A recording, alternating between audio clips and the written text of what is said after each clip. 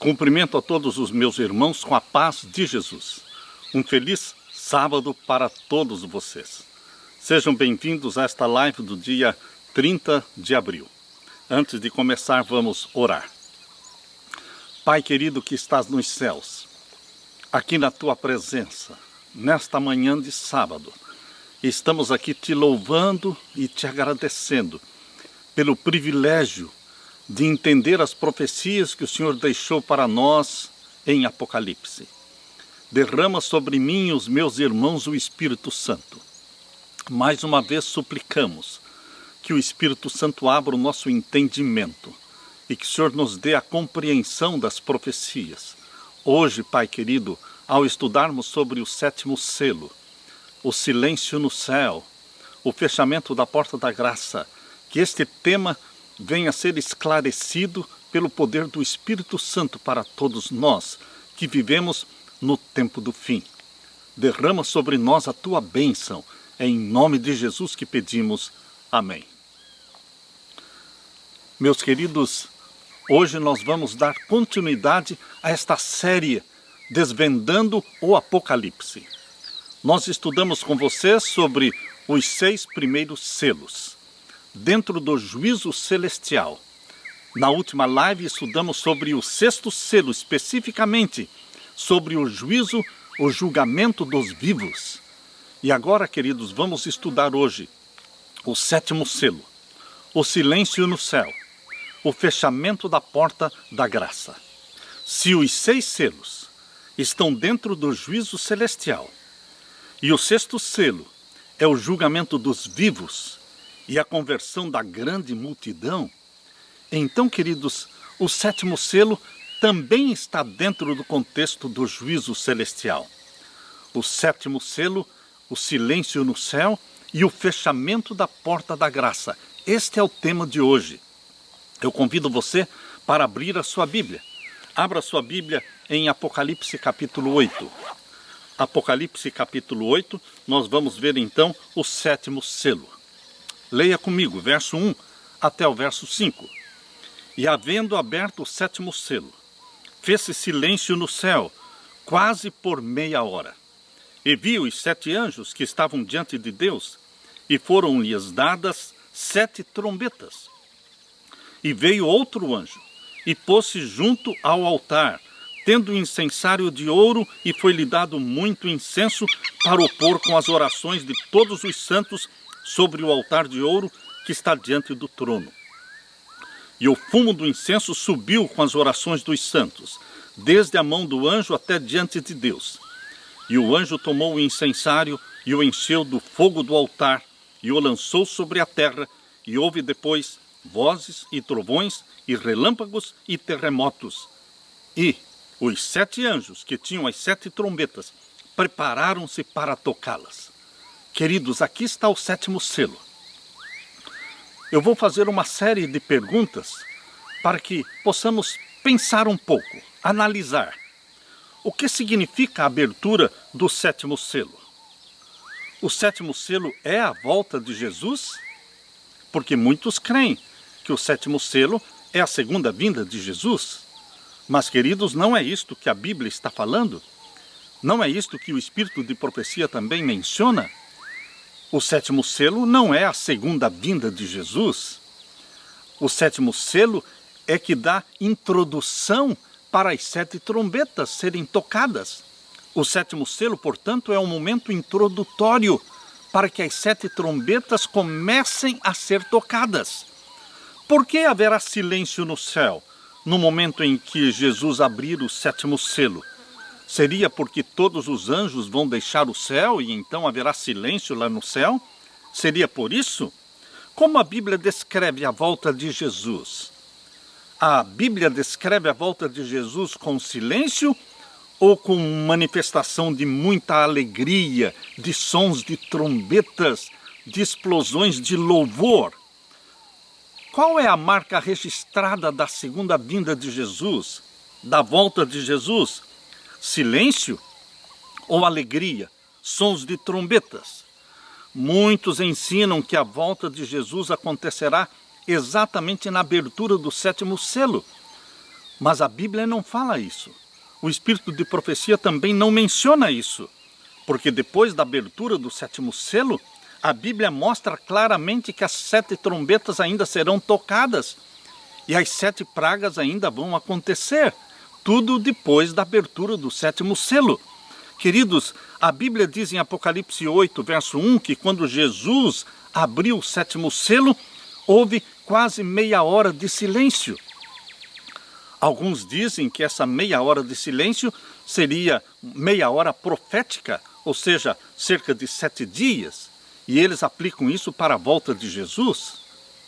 Embora, queridos, a segunda vinda de Jesus Cristo acontecerá num período de 7 dias, porque nós vamos ascender ao céu numa viagem de 7 dias.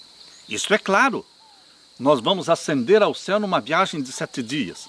Porém, o silêncio no céu não diz respeito a esses 7 dias, porque de 1844 para cá, nós não temos mais profecia de tempo profético. Não podemos transformar esta meia hora em meia hora profética, porque de 1844 para cá, não temos mais profecia de tempo profético. Como podemos entender, então, esta meia hora na abertura do 7º selo? Quantas vezes Deus menciona o silêncio no céu? Quantas vezes Deus fala sobre o silêncio no céu? Deus fala 2 vezes que houve silêncio no céu. A primeira citação está no livro Desejado de Todas as Nações, no capítulo 74, e na página 663 e 664. Ali temos o momento exato em que Jesus Cristo, lá no Getsêmani, por 3 vezes Jesus Cristo orou: Pai, se possível, passe de mim este cálice sem que eu o beba. Jesus estava lutando contra as hostes do mal, contra o príncipe das trevas que o atormentava para fazê-lo desistir de salvar a humanidade. Até então, queridos, até o momento do Getsêmani, a graça de Deus era uma promessa. Uma promessa que começou lá no Jardim do Éden, pela morte do Cordeiro, cuja pele foi usada para vestir Adão e Eva. Desde então os cordeirinhos foram mortos durante todo o Antigo Testamento. Mas agora chegou um momento em que a promessa da graça deixaria de ser somente uma simples promessa. A promessa da graça divina tinha que se tornar realidade, sólida, bem estabelecida. A porta da graça tinha que ser aberta, mas para isso tinha que existir o sangue do Cordeiro de Deus. O sangue do Cordeiro de Deus que tira o pecado do mundo tinha que ser derramado para que a porta da graça fosse escancarada para toda a humanidade. Queridos, por 3 vezes, Jesus Cristo disse para o Pai que não queria morrer. Sua natureza humana vacilou por 3 vezes em face da morte. O sangue de Jesus Cristo, ao ser derramado na cruz do Calvário, abriria a porta da graça para todos os homens e mulheres pecadores de todos os tempos e estabeleceria então o reino da graça. Hoje você e eu estamos vivendo no reino da graça. Mas quando foi estabelecido, implantado o reino da graça? Exatamente quando o sangue de Jesus Cristo foi derramado. O reino da graça, no qual vivemos hoje, custou um preço muito caro. O ouro do sangue de Jesus Cristo e a prata das suas lágrimas. Naquela noite escura no Getsêmani, Jesus tinha que fazer uma decisão. Chegara a hora mais dura para Jesus e Satanás o pressionava para desistir de salvar a humanidade. Os discípulos estavam dormindo e enquanto eles dormiam, oscilava na balança a sorte da humanidade. Naquele momento, houve silêncio no céu. Nenhuma harpa tocava. No livro Desejado de Todas as Nações, capítulo 74, páginas 663 e 664, nós lemos a descrição deste momento terrível em que a sorte da humanidade oscilava na balança. Jesus Cristo morreria ou não morreria? A porta da graça seria aberta ou se fecharia para todo sempre? Queridos, terrível foi a tentação de deixar que a raça humana sofresse as consequências da sua própria culpa. A humanidade do Filho de Deus tremia naquela probante hora. Não orava agora pelos discípulos, mas por sua própria alma assediada de tentação e angústia. O tremendo momento chegara, aquele momento que decidiria o destino do mundo. Na balança oscilava a sorte da humanidade. Cristo ainda podia recusar beber o cálice reservado para o homem culpado. Poderia enxugar da fronte o suor de sangue e voltar para o Pai. Trêmulas caem as palavras dos pálidos lábios de Jesus Cristo. Pai, meu Pai, se este cálice não pode passar de mim sem eu o beber, faça-se a tua vontade. 3 vezes recuou sua humanidade do derradeiro supremo sacrifício. Mas Deus sofria com o seu Filho. Anjos contemplavam a agonia do Salvador Jesus.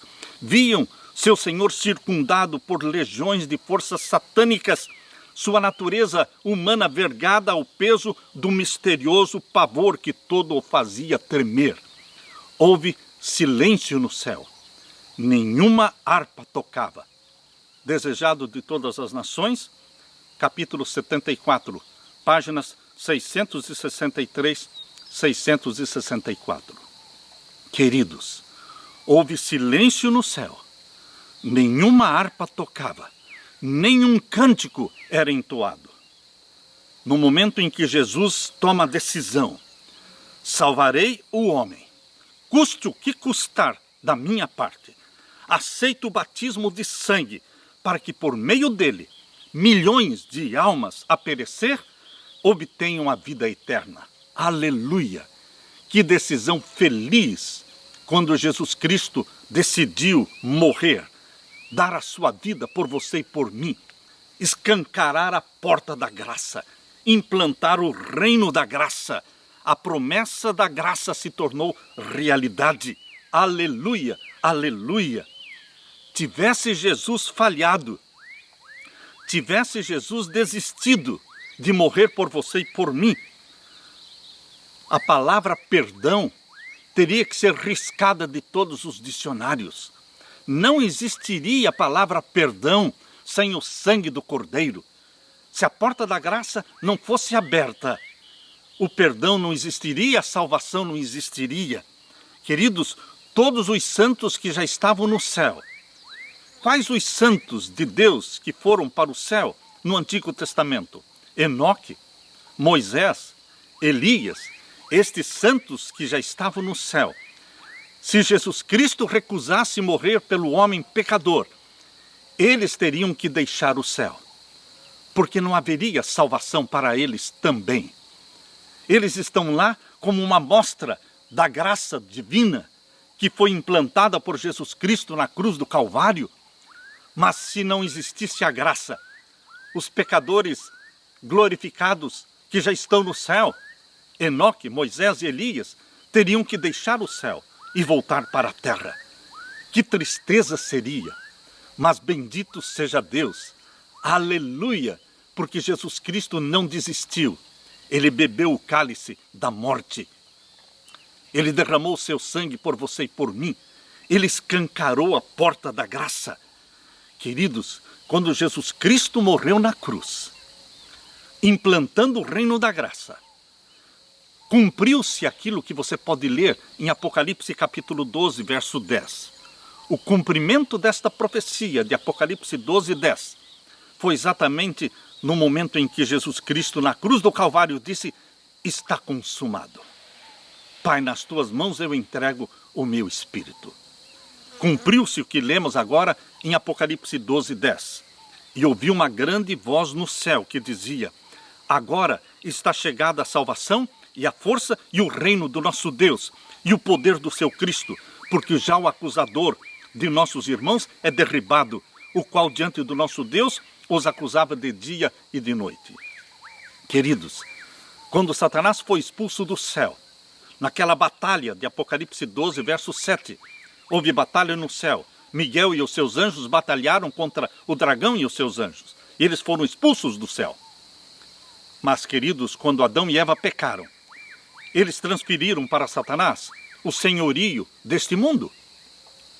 E Satanás se tornou o representante da família humana. Mas Jesus Cristo veio ao mundo. Ele desceu até nós, se tornou um de nós, morreu na cruz. E ele conquistou novamente, ele redimiu o planeta pecador, o planeta caído. Jesus Cristo, ao ressuscitar do túmulo, glorificado, ele subiu ao céu. E Jesus Cristo subiu ao céu para ser o nosso representante. Satanás deixou de ser o representante da família humana. Quando Jesus Cristo morreu na cruz, Satanás caiu do céu como representante da família humana. Nunca mais ele retornou ao céu. Queridos, Jesus Cristo responde por você. Portanto, queridos, Deus nos mostra duas ocasiões em que houve silêncio no céu. A primeira foi lá no jardim do Getsêmani, exatamente na implantação do reino da graça do nosso Senhor Jesus Cristo. E a segunda vez será na abertura do 7º selo, no fechamento da porta da graça. Percebam, meus queridos irmãos, que na abertura da porta da graça e no fechamento da porta da graça há silêncio no céu. Agora vamos ler novamente Apocalipse capítulo 8. Abra sua Bíblia e vamos ler Apocalipse capítulo 8, verso 1 até o verso 5. E havendo aberto o 7º selo, fez-se silêncio no céu, quase por meia hora. Suspense no céu, porque agora a porta da graça estava para se fechar, mas ainda uma multidão não tinha sido selada pelo selo do Deus vivo. Jesus Cristo está por lançar o incensário sobre a terra, mas uma multidão de filhos e filhas de Deus ainda não estavam selados. Por isso há silêncio no céu, no momento em que a porta da graça está para se fechar. Somente quando Jesus abriu o 7º selo, em que houve silêncio no céu, somente então, naquele momento, é que os anjos receberam as 7 trombetas. Mas ainda não tocaram as trombetas. Percebam aqui em Apocalipse 8, verso 2, que Jesus abriu o 7º selo, houve silêncio no céu, e as trombetas foram dadas para os 7 anjos, verso 2. E viu os 7 anjos que estavam diante de Deus e foram-lhes dadas 7 trombetas. Mas ainda não começaram a tocar, porque Jesus ainda ia fazer a grande e última e poderosa intercessão para a conversão da multidão da hora undécima. Percebam aqui agora no verso 3, Apocalipse 8, verso 3. E veio outro anjo. Esse outro anjo é o anjo do concerto, é o anjo da aliança. Essa expressão anjo do Senhor é usada para Jesus no Antigo Testamento várias vezes. E lá em Malaquias fala que Jesus Cristo é o anjo do concerto, o anjo da aliança. É ele que toma o incensário nas mãos e o enche de muito incenso para fazer a última grande intercessão para a conversão dos conversos da hora undécima. Por isso diz aqui o verso 3, e veio outro anjo, que é Jesus, e se pôs junto ao altar, tendo o incensário de ouro, e foi-lhe dado muito incenso, aleluia. Muito incenso significa muita intercessão, uma grande intercessão para a conversão de uma grande multidão. Foi-lhe dado muito incenso para o pôr junto com as orações de todos os santos sobre o altar de ouro que está diante do trono. E o verso 4. E o fumo do incenso subiu com as orações dos santos, desde a mão do anjo até diante de Deus. A última intercessão. E agora, meus queridos, o verso 5 relata o fim do juízo, o fechamento da porta da graça. Este juízo celestial que começou em 1844 com os mortos, este juízo celestial que vai passar para os vivos quando o decreto dominical for aprovado mundialmente e com aqueles sinais estrondosos e majestosos anunciados no 6º selo do grande tremor de terra, escurecimento do sol, da lua, queda das estrelas, o mundo será advertido de que chegou a hora do juízo dos vivos, e Deus julgará os vivos e selará os vivos com o selo do Deus vivo e os ímpios com o sinal da besta. Então a porta da graça será fechada. Então Jesus Cristo jogará o incensário. O ato de Jesus jogar o incensário sobre a terra significa que Jesus não fará mais intercessão. Está consumado. Acabou o juízo. Vamos ler de novo. Apocalipse 8, verso 5. E o anjo tomou o incensário e o encheu agora de fogo do altar. Não é mais incenso. Agora é fogo do altar. E o lançou sobre a terra. E houve depois vozes e trovões e relâmpagos e terremotos. Queridos, aqui está exatamente o momento do fechamento da porta da graça.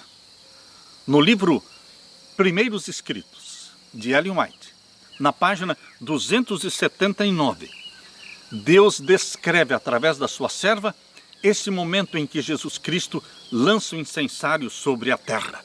Eu vou ler para vocês esse texto. Ali diz: vi anjos indo aceleradamente de um lado para o outro no céu. Os anjos corriam de um lado para o outro no céu.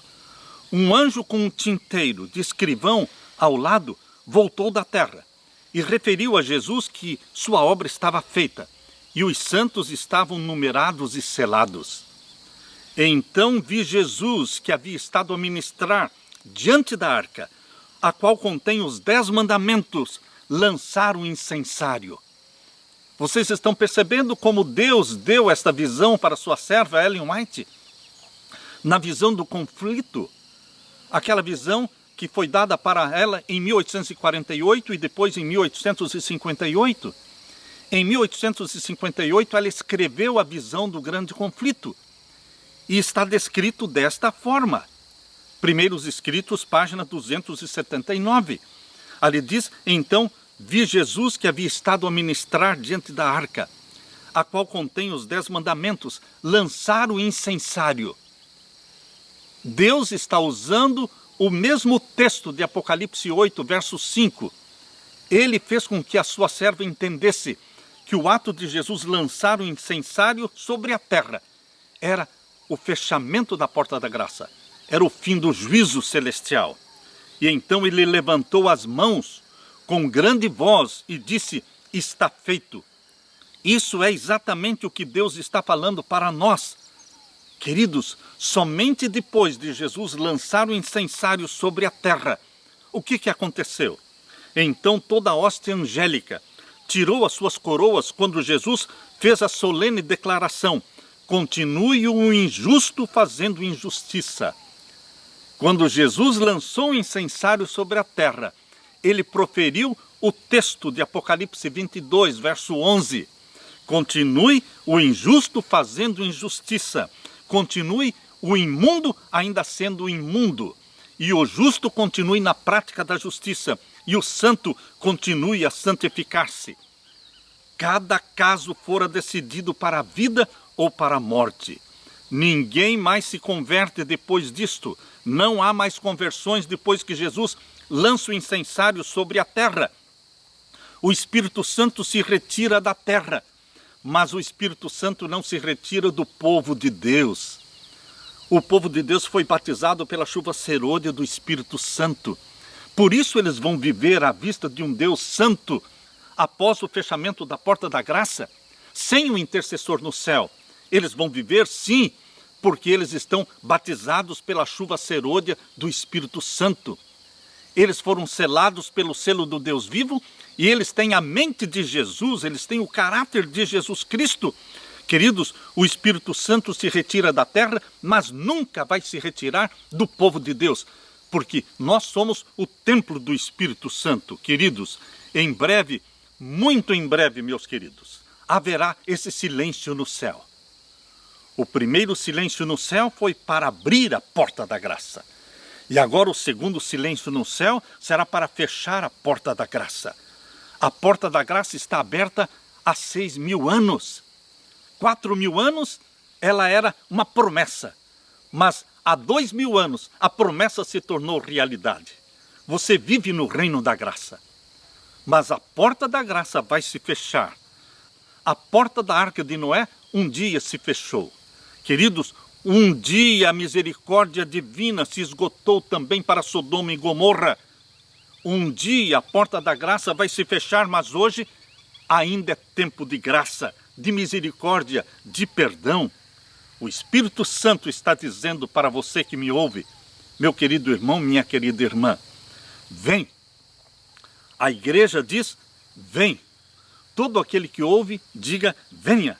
E quem quiser, tome de graça da água da vida. Eu quero convidar você, meu irmão e minha irmã, para aceitar a salvação em Jesus Cristo hoje, agora. Confessar a Ele os pecados e pedir que Ele derrame sobre você o Espírito Santo.